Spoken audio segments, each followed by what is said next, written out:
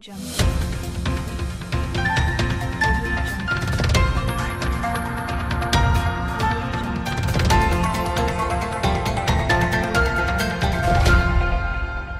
Audio Jungle.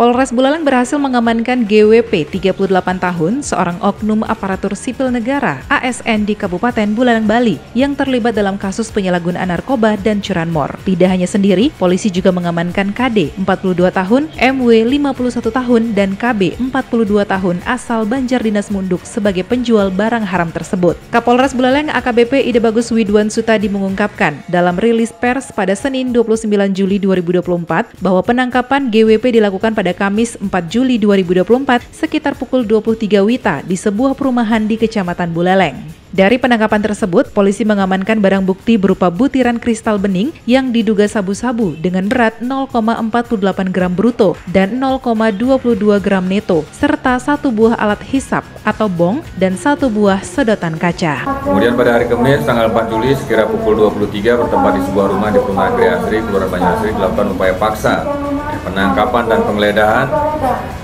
terhadap tersangka yang disaksikan oleh kepala lingkungan setempat, dan dari hasil penggeledahan didapati barang bukti tersebut di atas dan disimpan dalam tas lempang hitam yang dibawa saat itu. Menurut keterangan tersangka GWP bahwa mendapatkan paket sabu itu dari seorang yang nama KD asal desa Banjar. Kemudian TSK GWP bersama barang bukti lainnya dibawa ke Mako Polres Buleleng untuk dilakukan pemeriksaan lebih lanjut.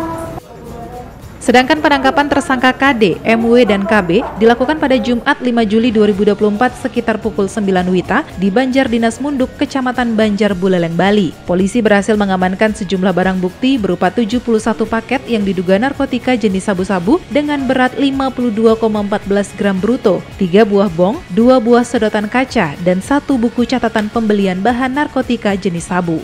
Modus kedua tersangka yaitu KD dan KB menyimpan, memiliki, menguasai 71 paket dugaan narkotika jenis sabu dengan berat total keseluruhan 52,14 gram bruto, dan TSK MW menyimpan dan menguasai satu buah bong yang pada tutupnya berisi padatan warna putih yang diduga sabu dengan berat 0,02 neto.